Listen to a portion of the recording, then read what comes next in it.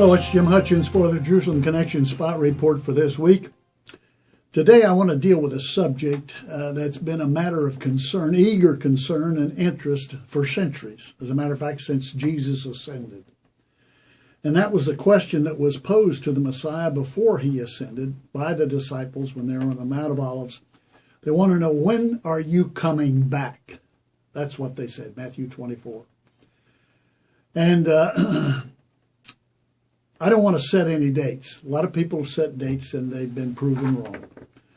And we don't know the day or the hour. Nobody does. If they tell you that, you know they're wrong.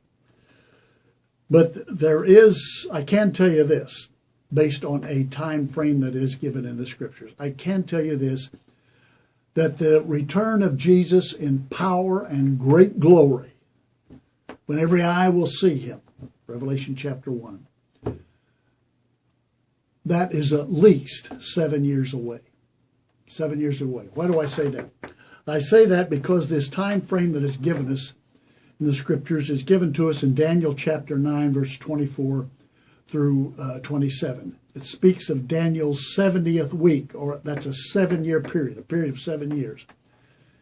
And that period of 7 years will start when a world leader, a recognized world leader, will confirm. He won't make it, but he will empower it. He will confirm a covenant that evidently involves the Jews. That's apparent.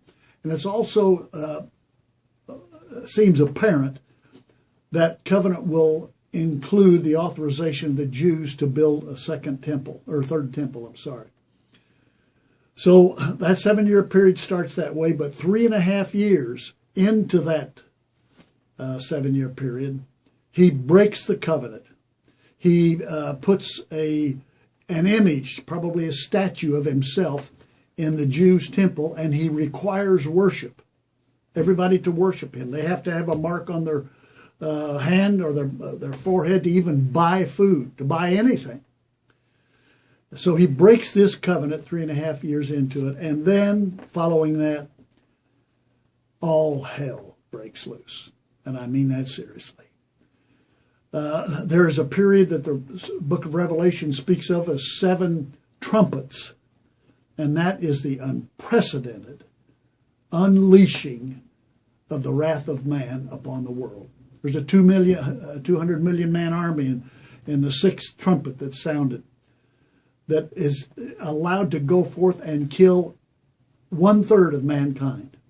1/3 of mankind. That would be 2 billion plus, according to the population of the world today. That's unprecedented, the wrath of man.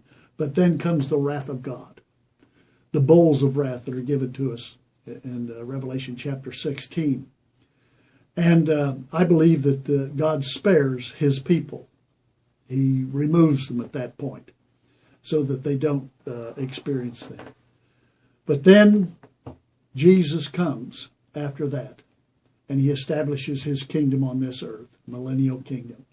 Thy kingdom come, thy will be done. That will happen at some point. So it's at least 7 years away, and we'll recognize when it comes.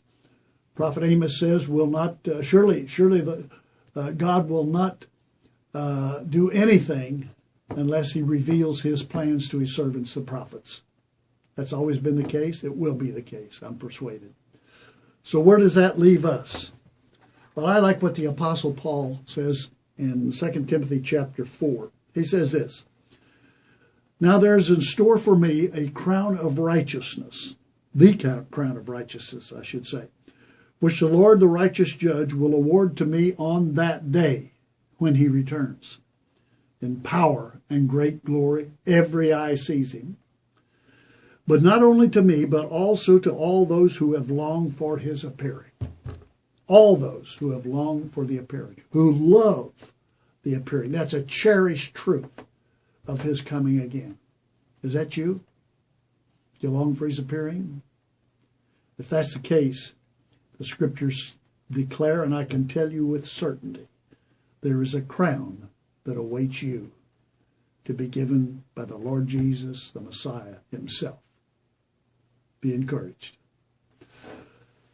Till next week, O Ki Yavo Shiloh, until Messiah comes, Yivarecha Yahweh.